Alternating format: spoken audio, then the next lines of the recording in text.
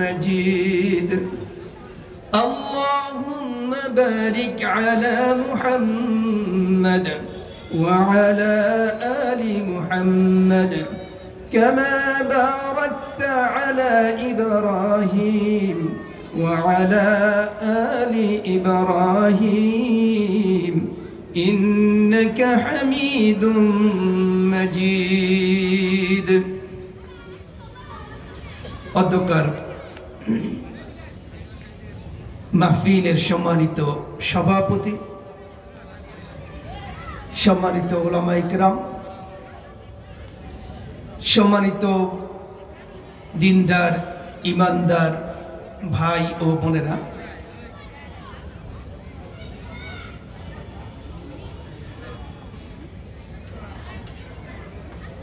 যে মহান রব্বুল আলামিন মেহেরবানি করে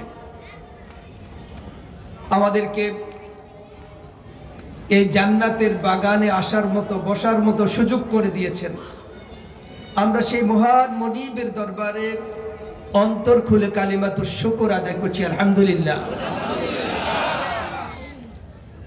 রব্বানা লাকাল হামদ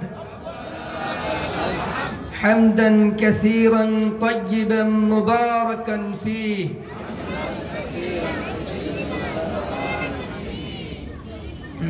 আজকে আমরা যে মাহফিলে আসতে পেরেছি, আমরা কি সৌভাগ্যবান নাকি হতভাগা? সৌভাগ্যবান, আলহামদুলিল্লাহ। আমি শুরুতে আল কোরআনুল কারীম থেকে কিছু অংশ তিলাওয়াত করেছি। মহান রব্বুল আলামিনের কাছে তৌফিক কামনা করছি, রব্বুল আলামিন যেন সংক্ষিপ্ত পরিসরে এর আলোকে কিছু কথা বলার, শোনার এবং জীবনকে কোরআনের রঙে রঙিন করার মতো তৌফিক দান করেন। আমিন। রব্বি ইশরাহ লি সাদরি ওয়া ইয়াসসির লি আমরি ওয়াহলুল উকদাতাম মিন লিসানি ইয়াফকাহু কওলি। আল্লাহ সুবহানাহু ওয়া তাআলা বলেন, ওয়ালাকাদ কাররামনা বনি আদম।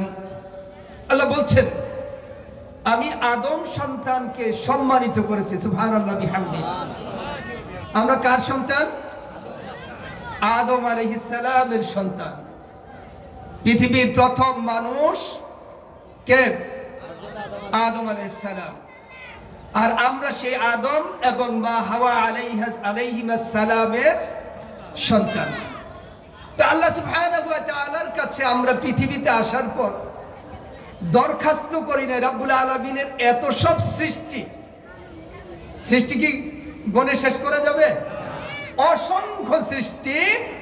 এই সৃষ্টির মাঝে রব্বুল আলামিন আমাদেরকে করেছেন সম্মানিত। আল্লাহু আকবার। কি কিয়ামত পর্যন্ত শুকরিয়া আদায় করলে শেষ হবে? কারণ আমরা দরখাস্ত করতাম, তারপরে আমাদেরকে দিতেন, বিষয় তা না। রব্বুল আলামিন নিজ মেহেরবানিতে, নিজ করুণায়, নিজ দয়ায় আমাদেরকে সম্মানিত করেছেন। সুবহানাল্লাহ বিহামদি। আচ্ছা, রব্বুল আলামিন আমাদেরকে সম্মানিত করেছেন, এই জন্য আমাদের কি করা দরকার? শুকরিয়া আদায় করা দরকার। রব্বুল আলামিন বলছেন, لئن شكرتم لأزيدنكم ولئن كفرتم إن عذابي لشديد। তোমরা যদি আমার নিয়ামতের শুকরিয়া আদায় করো, আমি নিয়ামতের সুযোগ আরো বাড়াই দিব। সুবহানাল্লাহ। আর ওয়ালাইন কাফারতুম, যদি তোমরা কি করো? অস্বীকার করো, কুফরি করো, তবে জেনে রেখো ইন্না আযাবি লাশাদীদ, আমার শাস্তি অত্যন্ত কঠিন।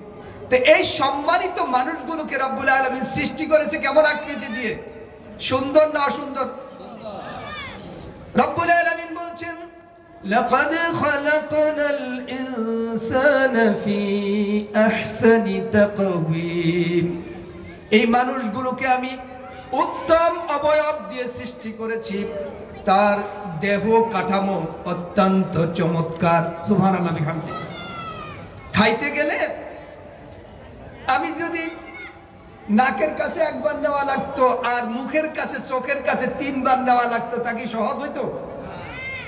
সহজ হতো না, খুব কঠিন হইতো। এত চমৎকার করে তিনি আমাকে সুবিন্যাস করে সৃষ্টি করেছেন আর বলে দিলেন وَفِي أَنفُسِكُمْ أَفَلَا تُبْصِرُونَ। নিজের দিকে কি একটু তাকাই দেখো না, কত সুন্দর করে তোমাকে আমি তৈরি করেছি। তাহলে আমাকে আপনাকে রব্বুল আলামিন যে নিয়ামত দিয়ে তৈরি করেছে, যে সুন্দর আকৃতি দিয়ে তৈরি করেছেন, আমরা যদি সে নিয়ামতের শুকরিয়া আদায় করতে ব্যর্থ হই, রব্বুল আলামিন আবার বলে দিলেন সুম্মা রাদাদনাহু আসফালা সাফিলিন। মানুষ যদি তার এই নিয়ামতের শুকরিয়া আদায় করতে ব্যর্থ হয়, তাহলে তাদেরকে আমি নিম্নগামীদেরও আরো নিচে বানাই দিই। নাউযু বিল্লাহি মিন যালিক।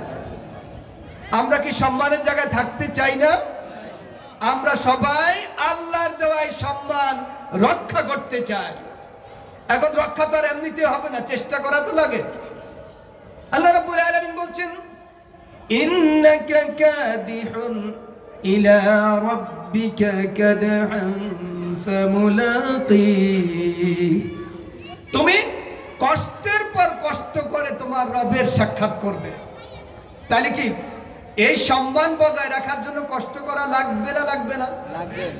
লাগবে। কিভাবে? রব্বুল আলামিন বলছেন এই মানুষগুলো আমি সুন্দর অবয়ব দিয়ে সৃষ্টি করেছি, আর এই মানুষগুলোকে জীবন চলার জন্য সুন্দর বিধান দিয়েছি।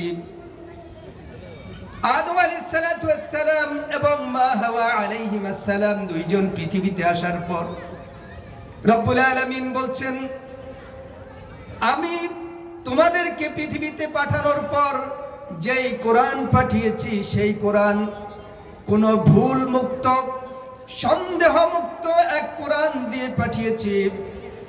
তোমরা যদি এই কোরআন মেনে চলো তাহলে তোমরা আর পথ হারাবা। কি মানতে হবে? কি নিয়ে কষ্ট করা লাগবে? দুনিয়ার শিক্ষা নাকি কোরআনের শিক্ষা? কোরআনের শিক্ষা নিয়ে কষ্টের পর কষ্ট করে এগিয়ে গেলে সম্মান থাকবে না, কিন্তু সম্মান যাবে। কারণ আল কোরআনের প্রথম সূরা হচ্ছে সূরা আল বাকারা। প্রথম সূরা কি? বাকারা অর্থ গরু, গাভী। বাকারা অর্থ কি? গাভী। শেষ সূরা হচ্ছে সূরা নাস। নাস অর্থ মানুষ। তাহলে প্রথম সূরা কি? বাকারা। বাকারা অর্থ কি? গরু, গাভী। আর শেষ সূরা নাস। তাহলে এই মানুষ, সম্মানিত মানুষ যদি হতে চায়, এই গরু থেকে যদি মানুষ পর্যন্ত যেতে হয়, কাকে ধারণ করতে হবে? কোরআন ধারণ করতে হবে। কোরআন ধারণ যদি করা না হয়, তাহলে চেহারা সুরতে মানুষ থাকবে, ভিতরটা কার মতো থাকবে? পশুর মতো থাকবে। আল্লাহ আমাদেরকে পশুত্ব থেকে রক্ষা করুন, আমিন। রব্বুল আলামিন আমাদেরকে সম্মান দিয়ে, ইজ্জত দিয়ে, মর্যাদা দিয়ে সৃষ্টি করে বলছেন ওয়া আমালনাহুম ফিল বাররি ওয়াল বাহর। এই মানুষগুলোকে আমি জলভাগ এবং স্থলভাগে বিচরণ করার মতো সুযোগ করে দিয়েছি। আল্লাহু আকবার। আমরা কি জলভাগে সফর করি না? আর কি স্থলভাগে সফর করি? তো রব্বুল আলামিন প্রথম বললেন আমি তোমাদেরকে সম্মানিত করেছি, এরপর বলতেছেন তোমাদেরকে জলভাগ আর স্থলভাগে কি করতে দিয়েছি? সফর করার সুযোগ করে দিয়েছি। তো কেন? একটা প্রশ্ন আসে না? সম্মানিত করলেন, পরে কোথায় কোথায় ঘোরার সুযোগ দিলেন? জলভাগেও ঘোরার সুযোগ দিলেন, স্থলভাগেও ঘোরার সুযোগ দিলেন। আমরা সূরা লোকমানে চলে গেলে রব্বুল আলামিন তার কারণ বললেন। রব্বুল আলামিন বলছেন ألم تر أن الفلك تجري في البحر بنعمة الله ليريكم من آياته إن في ذلك لآيات لكل صبار شكور। আল্লাহ বলছেন আলাম তারা, তোমরা কি দেখো না? তুমি কি দেখো না আন্নাল ফুলকা তাজরি ফিল বাহরি, এই নৌযানগুলো সমুদ্রে বিচরণ করে, সমুদ্রে চলে। কেন চলে?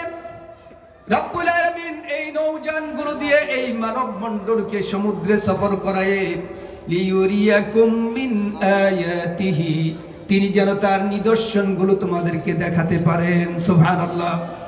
কি দেখানোর জন্য? আল্লাহর নিদর্শন। কি দেখাবেন? আল্লাহর নিদর্শন দেখানোর জন্য জলভাগ আর স্থলভাগে সফর করেন। আচ্ছা, দেখলাম, আপনার কি আমার কথা বুঝতে কষ্ট হয়? তাইলে কেন জলভাগ আর স্থলভাগে সফর করাচ্ছেন? আল্লাহর নিদর্শন দেখার জন্য। এখন রব্বুল আলামিন বলছেন, যখন তুমি সমুদ্র সীমানার মধ্যে যাও তখন দেখবে মারাজাল বাহরাইনি ইয়ালতাকিয়ান বাইনাহুমা বারযাখুল লা ইয়াবগিয়ান। তুমি দেখবে দুইটি সমুদ্র পাশাপাশি বয়ে যাচ্ছে, একটি আরেকটার সাথে মিলিত, কিন্তু একটি আরেকটার সীমানা অতিক্রম করে না। আল্লাহু আকবার। একটার পানি একটু ঘোলা, আরেকটার পানি একটু নীল। দুইটার পানি দুই রকম, কিন্তু দুইটার মাঝে কোনো দেয়াল দেওয়া হয় নাই, কিন্তু একটি সমুদ্র আরেকটি সমুদ্রের সাথে মিশে যাচ্ছে না। আল্লাহু আকবার। হচ্ছে না এটা? বাস্তব। কে বলছে? কোথায় বলছে? আল কোরআনে বলছে, তুমি যখন সমুদ্রে যাবে, সমুদ্রে যাওয়ার পর তুমি দেখতে পাবে দুই সমুদ্র পাশাপাশি মিশে প্রবাহিত হচ্ছে, কিন্তু একটি সমুদ্র আরেকটির সাথে একাকার হয়ে যায় না। তাহলে এখানে দেয়ালও দেয়া নেই, এখানে কোনো পর্দাও নেই, কিন্তু কেন মেশে না? মেশে যাওয়ার তো কথা। আমরা দুই রঙের পানি পাশাপাশি রাখলে কি দুই রং থাকে না একাকার হয়ে যায়? একাকার হয়ে যায়। রব্বুল আলামিন বলছেন, তুমি যখন সমুদ্রে দেখলে এই সমুদ্রের দুই রঙের পানি প্রবাহিত হয়ে যাচ্ছে, কিন্তু একটি পানি আরেকটি সমুদ্রের পানির সাথে মিশে না, এখানে একটি কারণ, সেটা হচ্ছে যিনি এই সমুদ্র সৃষ্টি করেছেন তিনি দুই সমুদ্রকে হুকুম করেছেন, আর দুই সমুদ্র রবের হুকুম মেনে একাকার হয়ে যাচ্ছে না, কারণ রব দুইজনকে মিশে যেতে হুকুম করেছে। আল্লাহু আকবার। কে হুকুম করেছে? তো সমুদ্র কার হুকুম মানছেন? দেয়াল ছিল সেখানে, প্রাণীর সাধারণ সূত্র অনুসারে একটার সাথে আরেকটা মিশে যাওয়ার কথা ছিল, কিন্তু মিশত না, কারণ এখানে যিনি স্রষ্টা তার হুকুম মানে কে? সমুদ্র। মানছে না? আচ্ছা, এবার আমরা একটু হিসাব মিলাই। সমুদ্রকে রব্বুল আলামিন সেরা বানিয়েছে না আমাকে বানিয়েছে? সমুদ্র রবের হুকুম মানতে কি সামান্যতম ত্রুটি করেছে? সমুদ্র সেরা নয়, কিন্তু যেই রব তাকে সৃষ্টি করেছে সেই রবের হুকুম মানার জন্য সে এক ইঞ্চিও ব্যতিক্রম করে না। সে যেভাবে প্রবাহিত হওয়ার কথা সেভাবেই প্রবাহিত হয়, একটার সাথে আরেকটা একাকার হয়ে যায় না। রব্বুল আলামিন বলছে, এই নিদর্শন দেখার জন্য তোমাকে আমি সমুদ্রে পাঠিয়েছি। আল্লাহু আকবার। রব্বুল আলামিন আমাদের কাছে এই নিদর্শন দিয়ে বোঝাতে চান, যেই সমুদ্রকে আমি সেরা করি নাই সেই সমুদ্র আমার হুকুম এভাবে মানে, তোমাকে সেরা বানালাম, তোমার মানার দরকার কি এর চাইতে কম না বেশি? কারণ সমুদ্র তো সেরা না। সমুদ্র কি সেরা? সমুদ্র তো সেরা নয়। সেই সমুদ্র রবের হুকুম মানতে গিয়ে সামান্যতম ব্যতিক্রম করে নাই। তাহলে তুমি আদম, তোমাকে কাররামনা, সম্মানিত করেছি। সুতরাং এই সমুদ্রের চাইতে রবের হুকুম মানা তোমার জন্য বেশি প্রয়োজন। রব্বুল আলামিন বলছেন, এই সমুদ্রে যখন তুমি বিচরণ করবে, পূর্ব আর পশ্চিম তুমি ঠিক করতে পারবে না। যেহেতু তুমি পূর্ব পশ্চিম ঠিক করতে পারবে না, সেখানে প্রাচীন যুগে তো কোনো বর্তমানের আধুনিক যন্ত্রও ছিল না। রব্বুল আলামিন বলেন, আধুনিক যন্ত্র বিকল হয়ে যেতে পারে, কিন্তু রব্বুল আলামিনের দেওয়া নক্ষত্রগুলো কোনোদিন বিকল হয় নাই, আর হবেও না কিয়ামতের আগ পর্যন্ত। আল্লাহু আকবার। রব্বুল আলামিন আল কোরআনে বলছেন, ওয়া বিন নাজমি হুম ইয়াহতাদুন, ওয়াবিন নাজমি, এই তারকাগুলো দিয়ে নাবিক যখন সমুদ্রে পথ হারিয়ে যায়, পথ নির্ণয় করতে চায়, তখন নাবিক ওই সমুদ্রে থেকে তারকাগুলোর দিকে তাকিয়ে তাকিয়ে তার পথ নির্ণয় করে। আল্লাহু আকবার।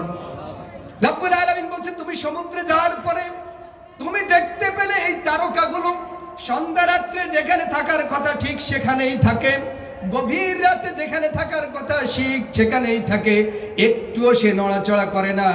কারণ এই নক্ষত্রগুলো হুকুম মানে কার? আল্লাহ রাব্বুল আলামিন বলছেন, ফালা উকসিমু বিমাওয়াকি'ন নুজুম ওয়া ইন্নাহু লাকাসামুল লাউ তা'লামুনা আযীম। আল্লাহ বলছেন, শপথ এই নক্ষত্রসমূহের অত্যাচলের। ওয়া ইন্নাহু লাকাসামুন, এটা এক মহান শপথ। যদি তোমরা জানতে। কেমন শপথ? এই নক্ষত্রগুলো নিজের কক্ষপথে ঘুরে। কখনো কি একটি নক্ষত্র আরেকটির কক্ষপথে ঘুরেছে, ঢুকছে? কারণ কি? সে কার হুকুম মানে? আল্লাহ বলছেন, ওয়া কুল্লু ফি ফালাকিন ইয়াসবাহুন, প্রত্যেকটি নক্ষত্র তার কক্ষপথে সাঁতরাচ্ছে। কক্ষপথে কি করে? তাই নক্ষত্রগুলো রবের হুকুম মানে বিদায় নক্ষত্রগুলো এক বিন্দু সন্ধ্যা রাত্রে যেখানে থাকার কথা সেখানেই থাকে, ভোর রাতে যেখানে থাকার কথা সেখানেই থাকে। কারণ সে কার হুকুম মানে? হুকুমের ব্যতিক্রম করে। তাহলে এই নক্ষত্র সেরা না আদম সেরা? নক্ষত্রে যেভাবে আল্লাহর হুকুম মানে, আদম সন্তানের কি সেই রকম মানা দরকার না বেশি মানা দরকার? বেশি মানা দরকার। তা এখন আল্লাহ রাব্বুল আলামিন বলছেন, আমি তোমাকে বানাইলাম সেরা, আর জলভাগ স্থলভাগে যখন তোমাকে বিচরণ করাই, তখন তুমি আমার সৃষ্টির মাঝে আমার হুকুম মানার যেই প্রতিযোগিতা দেখতে পাও সেখান থেকে শেখো। ওই সৃষ্টি আমার সেরা নয়, তুমি আমার সেরা। এই সাধারণ সৃষ্টি আমার হুকুম মানতে যদি এত পাগল পারা হয়ে যায়, এক বিন্দু এদিক সেদিক না করে, তুমি সেরা আদম সন্তানের জন্য তো এর চাইতে আরো বেশি সতর্ক হওয়া দরকার। আমার হুকুম আরো বেশি যত্নের সাথে পালন করা দরকার। দরকার না? রব্বুল আলামিন বলছেন, এবার তুমি তো সেখান থেকে চলে আসটা সমুদ্রে, সমুদ্র থেকে এবার স্থলভাগে আসলাম। তুমি তাকাও একটি ঘোড়ার দিকে।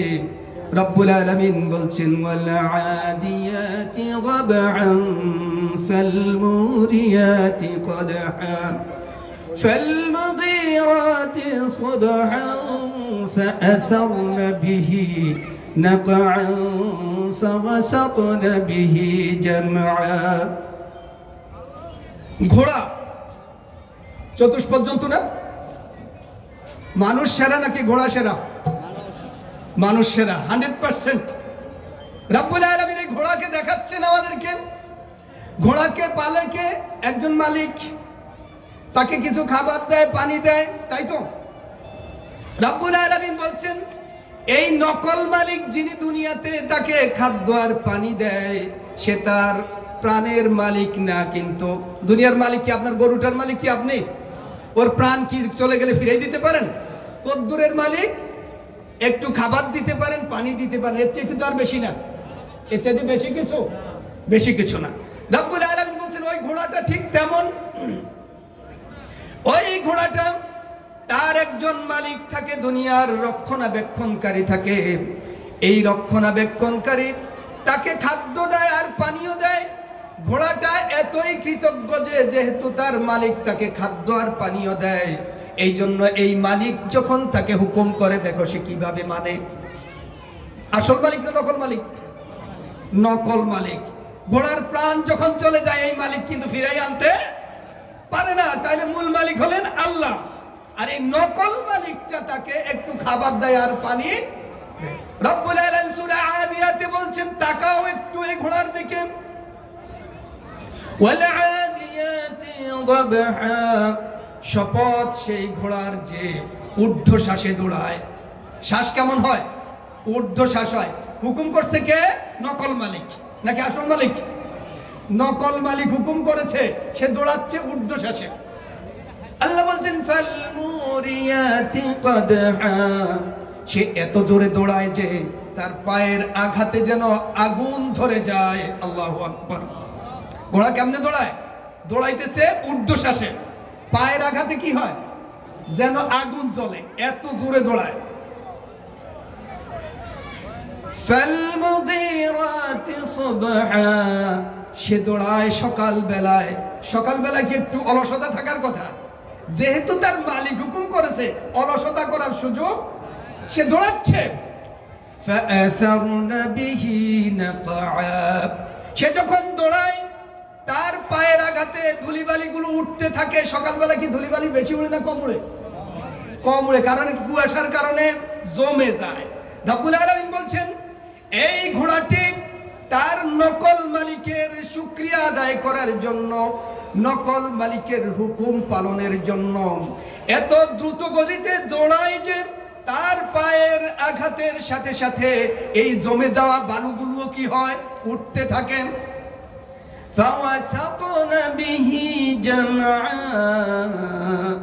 সে শত্রু বাহিনীর ভিতরে ঢুকে পড়ে। ঘোড়াটা কি জানি না শত্রু বাহিনীর ভিতরে ঢুকলে তাকে আঘাত করা হবে? বোঝে তো? বোঝে, কিন্তু তারপরে জীবন বাজি রেখে সে শত্রু বাহিনীর মধ্যে ঢুকে পড়েছে, কারণ তার নকল মালিক তাকে হুকুম দিয়েছেন। নকল মালিকের হুকুম কেন মানছে? নকল মালিক তাকে একটু খাবার দেয় আর পানি এনে দেয়, একটু খাদ্য পানীয় দেয়। এই শুকরিয়া আদায়ের জন্য একটি চতুষ্পদ জন্তু ঘোড়া জীবন বাজি রেখে তার প্রভুর হুকুম মানে। রব্বুল আলামিন বলছে তুমি কি এই ঘোড়ার চাইতে শ্রেষ্ঠ নাকি ঘোড়া শ্রেষ্ঠ? আমরা কি ঘোড়ার চাইতে শ্রেষ্ঠ না? তাহলে এই ঘোড়াটি যদি তার মালিকের একটু খাদ্য পানীয় পাওয়ার কারণে জীবন শেষ করে দিয়েও শত্রু বাহিনীর মধ্যে ঢুকে পড়ে মালিকের হুকুম পালন করে, আমাদের জন্য আমাদের মালিকের হুকুম পালনের জন্য কি জীবন বাজি রেখে চেষ্টা করা দরকার কিনা? দরকার কিনা? যদি অতটুকু করতে না পারি তাহলে ঘোড়ার চাইতে মান কাম কমবে না বাড়বে? কমবে। ঘোড়া তো তার মালিকের হুকুম পালনের জন্য শত্রু বাহিনীর ভিতরে ঢুকে পড়েছে। অনুবাদ আপনারা একটু পড়ে দেখেন। ফাওয়াসাতনা বিহি জামআ, ওয়াসাত মানে মাঝখানে ঢুকে পড়ে, জামআ শত্রু বাহিনীর ভিতরে ঢুকে পড়েছে। সে জানে শত্রু বাহিনীর ভিতরে যদি ঢুকে যায় শত্রু বাহিনীর আঘাতে তার অঙ্গ প্রত্যঙ্গ কেটে যেতে পারে, কিন্তু এটাকেও সে পরোয়া করে না, কারণ তার মালিক তাকে হুকুম করেছে, মালিকের হুকুম মানতে। রব্বুল আলামিন বলেছেন আমি এই আদম সন্তানকে সম্মানিত করেছি, সুন্দর আকৃতি দিয়েছি, আর এত সুবিন্যস্ত করে পৃথিবীতে তাকে চলার সুযোগ দিয়েছি। সে কি এই চতুষ্পদ জন্তু ঘোড়াটাকে দেখেও শিখতে পারে না? শিখা দরকার না? এই ঘোড়া থেকে শিখার আছে আমাদের? এই ঘোড়া থেকে আমাদের শেখার আছে যে এই চতুষ্পদ জন্তু যদি তার মালিকের হুকুম মানার জন্য জীবন দিতে রাজি হয়, আমার রব আমাকে অক্সিজেন দিচ্ছে, আমাকে আলো দিচ্ছে, বাতাস দিচ্ছে, খাদ্য দিচ্ছে, পানীয় দিচ্ছে, জীবন চলার জন্য আল কোরআন দিয়েছেন। সুতরাং আমার রবের জন্য জীবন দেওয়া আমার জন্য কি দরকার না? দরকার না?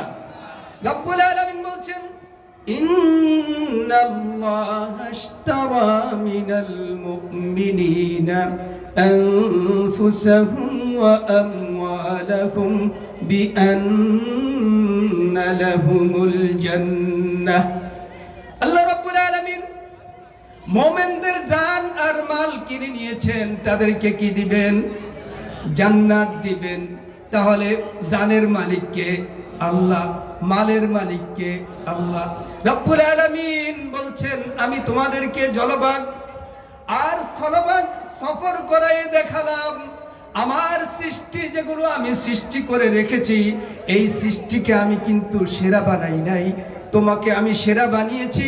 তারা আমার হুকুম পালনের জন্য যতটুকু জীবন বাজি রাখে, তোমাদের তার চাইতেও বেশি জীবন বাজি রাখা দরকার, কারণ তারা সেরা না, সেরা হচ্ছে তুমি।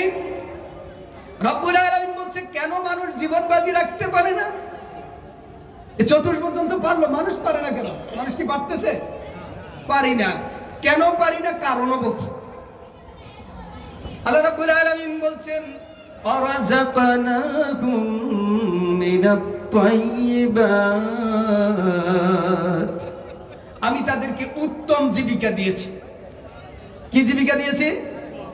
উত্তম জীবিকা দিয়েছি। মানুষ যখন আল্লাহর দেওয়া এই উত্তম জীবিকা খায় তখন তার মধ্যে দুইটা দিক তাজা হয়। কয়টা দিক? দুইটা দিক। এবার একটু বোঝা লাগবে। মানুষের দুইটা অংশ। কম্পিউটারে যেরকম দুই অংশ থাকে, মানুষের মধ্যে কয়টা অংশ থাকে? একটা সফটওয়্যার, একটা হার্ডওয়্যার। কম্পিউটার দুইটা অংশ, সফটওয়্যার, হার্ডওয়্যার। মানুষের কয়টা অংশ? দুইটা, একটা সফট, একটা হার্ড। সফটওয়্যার কোনটা আর হার্ডওয়্যার কোনটা এটা দেখি। আমাদের এই যে দেহ, হাত পা, নাক, কান, কিডনি যা আছে এগুলো সব হার্ডওয়্যার। যেগুলো ধরা যায়, ছোঁয়া যায় সেগুলো কি? হার্ডওয়্যার। সফটওয়্যার হচ্ছে রূহ। সফটওয়্যার কোনটা? রূহ। তাহলে রূহ হলো সফট, ধরা যায় না। দেখেছেন কখনো রূহ? ধরতে পারছেন? রূহ কিন্তু ধরা। বাবা এত আদরের, সন্তান বসে আছে পাশে, স্ত্রী বসে আছে, বাবার রূহ চলে যাচ্ছে, সবাই কান্নাকাটি করেও ওই রূহকে ধরতে পারে না। পারে? আল্লাহ রাব্বুল আলামিন বলছেন ইয়াসআলুনাকা আনির রূহ কুলির রূহু মিন আমরি রাব্বি। লোকেরা আপনাকে রূহ সম্পর্কে জিজ্ঞেস করে, আপনি বলুন রূহটা কি? আল্লাহর হুকুম। রূহ কি? তাহলে পাইলাম সফটওয়্যারের পরিচয়, পাইলাম সফটওয়্যারের পরিচয়, পাইছি না? সফটওয়্যারের পরিচয় কি? রূহ কি? আল্লাহর হুকুম। দুই, হার্ডওয়্যার। কোনটা? হাত পা নাক কান যা আছে এটা কি? হার্ডওয়্যার, যেটা ধরা যায়। এটা কি দিয়ে, কি দিয়ে সৃষ্টি হয়েছে? মিন তিন। কি দিয়ে সৃষ্টি হয়েছে? মাটি থেকে। তাহলে আমাদের হার্ডওয়্যার সৃষ্টি কি দিয়ে হয়েছে? প্রথম মাটি দিয়ে। আর রূহের মূল উপাদান কি? আল্লাহর হুকুম। আল্লাহর হুকুম। তাহলে দুইটার উপাদান দুইটা। আচ্ছা, সবকিছু কিন্তু মূলের সাথে সম্পর্ক থাকে। সবকিছু মূলের সাথে সম্পর্ক থাকে না? বুঝতেছেন তো? আচ্ছা, দেহের গঠন হয়েছে কি দিয়ে? মাটি দিয়ে। মাটির তৈরি খাবার যত খাবেন দেহ মোটা তাজা হবে। রূহ কি মোটা তাজা হবে? কারণ রূহের উপাদান কি? মাটি। তাইলে মাটির তৈরি দেহ, মাটির তৈরি খাবার যত খাবেন দেহ মোটা তাজা হবে, রূহ কিন্তু মোটা তাজা। কারণ কি? রূহের উপাদান মাটি না। রূহের উপাদান কি? মাটি। তাহলে রূহের উপাদান কি? কুলির রূহু মিন আমরি রাব্বি।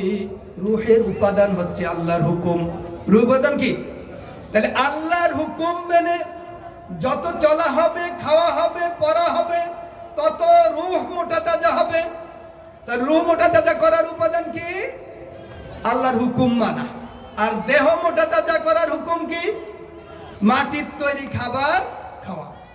এখন আমরা সব মাটির তৈরি যত জিনিসপত্র, ধান চাল যা আছে, ফল ফলাদি খাই, রূহ কি তাজা হয়? রূহ তাজা হয় না। কারণ রূহের উপাদানের সাথে তার কি নাই? মিল নাই। সুতরাং আমরা যদি আল্লাহর হুকুম মেনে এটা খাই তাইলে কে মোটা তাজা হবে? রূহ মোটা তাজা হবে। এখন আমাদের খাবার কি হালাল কিনা? রব্বুল আলামিন আম্বিয়া আলাইহিমুস সালামকে হুকুম করলেন, ইয়া আইয়ুহার রাসূলু কুলু মিনাত তাইয়্যিবাতি ওয়া'মালু সালিহা।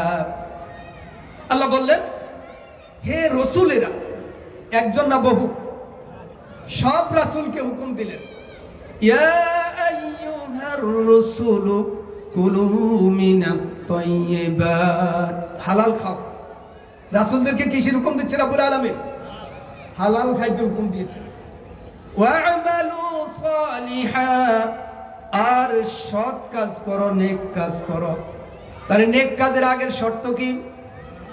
নেক কাজের আগের শর্ত কি? হালাল খাওয়া। তাহলে নেক কাজের আগের শর্ত হালাল খাওয়া। এখন আমরা কেন ওই চতুষ্পদ জন্তুর চাইতে ভালো হতে পারছি না? সেখান থেকে কেন শিক্ষা নিতে পারি না? কারণ হলো আমাদের খাদ্যে কি আছে? ভেজাল আছে? আছে। চলেন আমরা একটু খাদ্যে ভেজালটা দেখি। আমরা তো খাদ্যে ভেজাল কি না এটা চিন্তা করি আমার মতো করে, ফতুয়া দিয়ে খাই ফেলি। ফতুয়া দিয়ে আমার এক রিলেটিভ বেতন যা পাইতো, আল্লাহ মাফ করুক, তো তার চাইতে বেশি তার বাসা ভাড়া। তো আমি জিজ্ঞেস করলাম যে আপনার বেতনের চাইতে তো বাসা ভাড়া বেশি, চলে কেমনে? তো বললো না, আমি তো কারো কাছে চাই না, মানুষই তো এনে দিয়ে যায়। মানুষ এনে দিয়ে গেলেই যদি সব হালাল হয়, তাইলে তো দুনিয়া সবই হালাল হয়ে যায়। এখন আমরা ফতুয়াটা কি করি? ফতুয়া কোথায় নিয়ে যাই? নিজের মতো করে ফতুয়া সাজাই। আমরা এবার একটু চলি হালাল হারাম বানানোর জায়গাটা একটু সংক্ষিপ্ত কথায়। আপনার কি কষ্ট হচ্ছে? কষ্ট হচ্ছে না, আলহামদুলিল্লাহ। চলেন, রব্বুল আলামিন আমাদেরকে হুকুম দিচ্ছেন, ইন্নাল্লাহা ইয়া'মুরুকুম আন তু'আদ্দুল আমানাতি ইলা আহলিহা। আল্লাহ হুকুম দিচ্ছেন যে তোমরা আমানতকে তার হকদারের কাছে পৌঁছাই দাও। আমানত কার কাছে পৌঁছাই দিতে হবে? তাহলে আমানত যদি হকদারের কাছে পৌঁছাই দেয় হালাল হবে, আর হকদারের না পৌঁছাই যদি খাইয়ে ফেলি হারাম হবে। এখন আমানত কি? আমানত শব্দের শাব্দিক অর্থ হলো অর্পিত দায়িত্ব। আমানত অর্থ কি? অর্পিত দায়িত্ব, সহজ বাংলায়। অর্থাৎ আমাকে এখানে বসাইছেন আপনারা, নাকি আমি আইসা জোর করে বসছিলাম? জোর করে বসি নাই তো, আপনারা ডেকে এনে আমাকে বসাইছেন। বসাইছেন কি একটা দায়িত্ব দিয়ে? দায়িত্ব দিয়ে না? আচ্ছা, তাহলে আমার উপর আপনাদের একটা আমানত আছে। আমার উপর কি দিছেন? অর্পিত একটা দায়িত্ব অর্পণ করছেন আমার উপর, করেছেন না? কি দায়িত্ব? আমি যেন কোরআন সুন্নাহর আলোকে কিছু কথা জীবন চলার জন্য বলি, এই তো। আচ্ছা, আমি যদি সেটা না কয়ে কিচ্ছা কাহিনী কই, আমি যদি অনেক ব্যক্তির গল্প বলি, আমি কি আমানতের দায়িত্ব পালন করেছি কিনা? আমার কথা কিন্তু ভালো করে বুঝছেন, আমারটা কইছি আমি, ভাই দুনিয়ার মানুষের কথা বলছি না।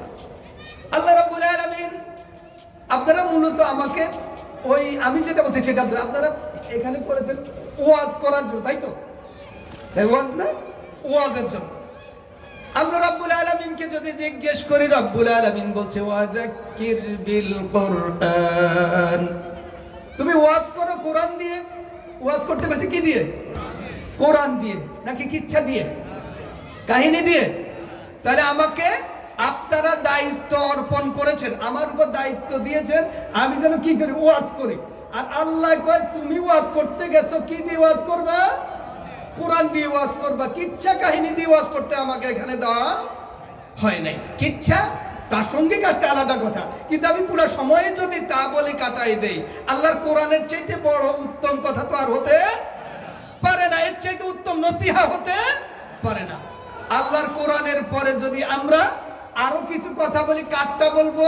মুহাম্মদুর রাসূলুল্লাহ সাল্লাল্লাহু আলাইহি ওয়াসাল্লাম। এরপর বলবো নবীদের কথা বলতে পারি, এরপর আমি সাহাবাদের কথা পর্যন্ত বলতে পারি, যেটার কি আছে? সনদ আছে। সনদ তো বলছে তথ্য সূত্র আছে। আমি অমুক দেশের অমুকের কথা যদি আপনাকে বলি, তার কোনো বিশ্বস্ত সূত্র আছে? সত্য হতে পারে, মিথ্যাও হতে পারে, তাহলে সেটা আমি বলবো না? বলবো না। আমি যদি সেটা বলি তাহলে কি করলাম? আমানতের খেয়ানত করলাম। হালাল হবে না হারাম হবে? হারাম হবে। চলেন, আপনি অফিসে চাকরি করেন, অফিসে 8 ঘন্টা কন্ট্রাক্ট আওয়ার, আপনার সাথে 5 ঘন্টা কন্ট্রাক্ট আওয়ার। আপনি কি করলেন? মাশাআল্লাহ। তাহলে অফিসের এই দায়িত্বটা আপনার কাছে কি? আমানত। আমানত না? আমানত, অর্পিত দায়িত্ব। পালন করা কি ফরজ না নফল? ফরজ। ভালো করে বুঝেন ভাই, এই দায়িত্ব পালন করা কি ফরজ। আপনি কি করছেন? স্যার আমি তো নামাজে যাব। গেছেন নামাজে। নামাজ কি ফরজ? অফিসের দায়িত্ব ফরজ। খুব ভালো, নামাজে ফরজ আদায় করি, এখন আপনি বসে বসে তাসবিহ করতেছেন। তাসবিহ পড়া কি ফরজ? তাহলে আপনি কি ছেড়ে, ফরজ ছেড়ে নফল করতেছেন? আমি কথা বুঝাইতে পারছি আপনাদেরকে? আপনার অফিসের দায়িত্বটা হলো ফরজ, সালাত ফরজ, সালাত আল্লাহর ফরজ, আর এই দায়িত্বকে আল্লাহ কর্তৃক মানুষের ফরজ। সুতরাং আল্লাহর হুকুম মানার জন্য ওটা ছেড়ে আসছি সালাত আদায় করতে। সালাতের পরে তাসবিহ যে পড়তেছি এটা কিন্তু ফরজ ছিল না। এটা কি ফরজ ছিল? নফল নামাজ পড়তেছি সেখানে বসে বসে, সেটা কি ফরজ ছিল? তাহলে এখানে এই নফলের চাইতে আমার কোনটার দাম বেশি? ফরজের দাম বেশি। আমার অফিসের দায়িত্বের দাম বেশি। আমি কথা বুঝাইতে পারছি? মেহরবানি করে উল্টা পাল্টা নিয়েন না। তাহলে আমি যদি মসজিদে এসে তাসবিহ তাহলিল করি আর নফল পড়তে থাকি আর মনে মনে চিন্তা করি আমি তো হালাল রুজিই করতেছি, আমি তো ভালো কাজই করতেছি, আমি খারাপ করছি, আমি তো তাসবিহ তাহলিল করতেছি, নফল করতেছি, আপনার এই ফতোয়া সঠিক না ভুল? কারণ আপনি ফরজ ছেড়ে নফলে এসেছেন, অর্থাৎ লুঙ্গি খুলে পাগড়ি বেঁধেছেন। লুঙ্গি খুলে, তাইলে কি ফতোয়াটা আমি দিলে ঠিক হবে না আল্লাহর ফতোয়া নেওয়া ঠিক হবে? আল্লাহর ফতোয়া নেওয়া ঠিক হবে। তাইলে রব্বুল আলামিন বলছেন ইন্নাল্লাহা ইয়া'মুরুকুম আন তুআদ্দুল আমানাতি ইলা আহলিহা। আল্লাহ হুকুম করেছেন হকদারের হক তার কাছে যেন আমি পৌঁছাই দেই। আমার 5 ঘন্টা ডিউটি, আমি যেন 5 ঘন্টা ঠিক মতো হক আদায় করে থাকি। এবার আসি, আমি হকদারের হক 5 ঘন্টা আদায় করলাম, আমি আবার মালিকের কাছে আমানত। আমার দায়িত্ব কার? ফ্যাক্টরির মালিকের উপর আমার দায়িত্ব না?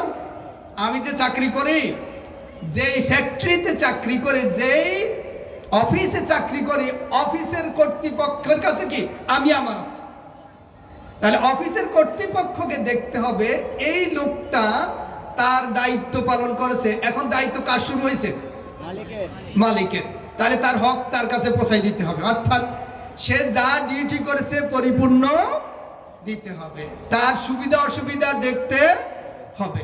এখন মালিক যদি সেটা না করে আপনাকে বেতন না দিয়ে হজে চলে যায়, ধরেন উনি আপনার বেতনটা ঠিক মতো দেয় না, কোটি কোটি টাকার মালিক, কিন্তু টাকা না দিয়ে উনি প্রতি বছরে একবার হজ করে, ফাঁকে ফুঁকে সুযোগ পাইলে উমরা চলে যায়।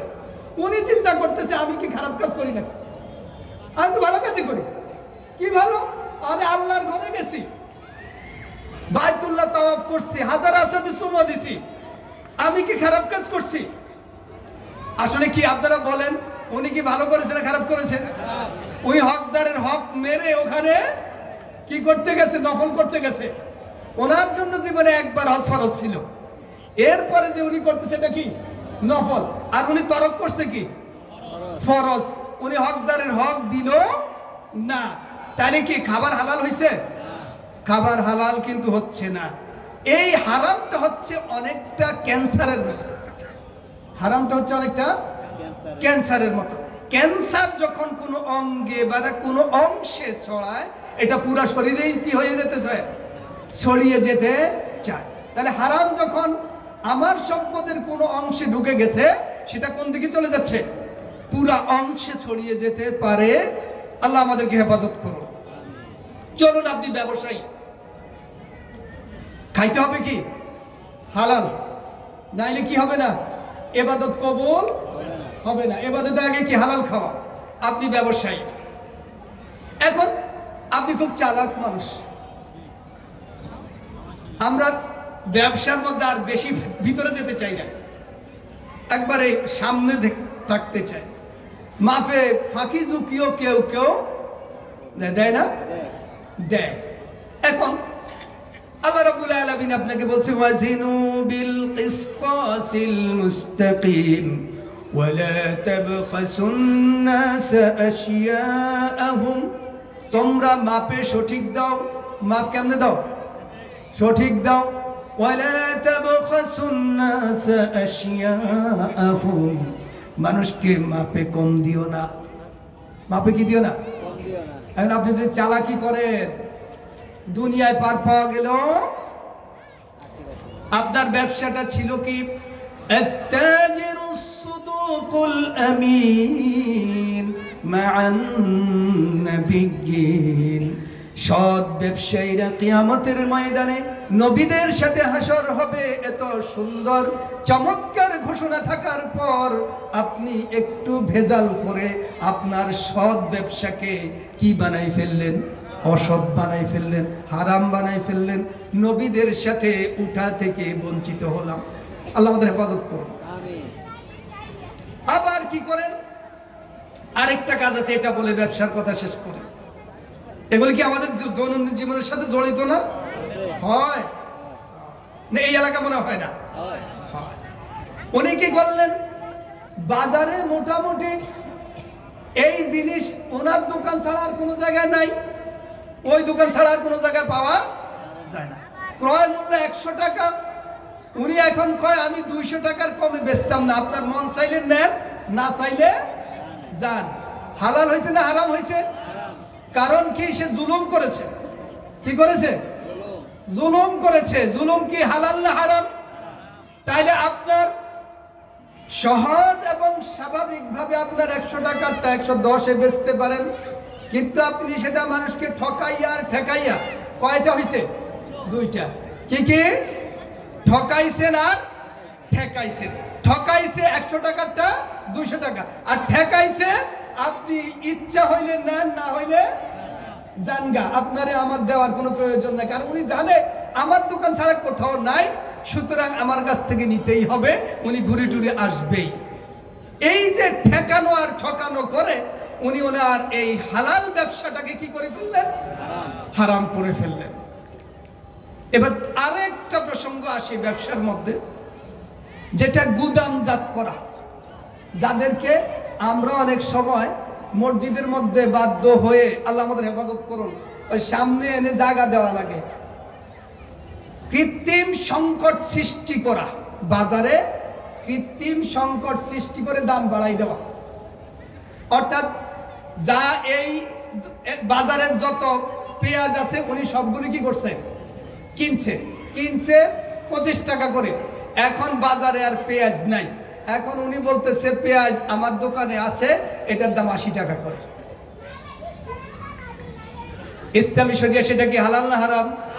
এই কৃত্রিম সংকট সৃষ্টি করে আমাদের দেশে বড় বড় ব্যবসায়ীরা বাজারে সয়াবিন নাই নাই নাই। সয়াবিন কি বঙ্গোপসাগরে ডুব দিয়েছিল? তা তো দেয় নাই। কোথায় ঢুকছে? কারো গুদামে ঢুকছে। চাল নাই বাজারে, চাল নাই। কোথায়? কারো না কারো গুদামে ঢুকছে। এই যে ঢুকাইলো, ওনারা ভেবেছে, ওনারা মনে হয় এই সব কিছু হাত্তা জুরতুমুল মাকাবির, এই শব্দ কই চলে যাবে?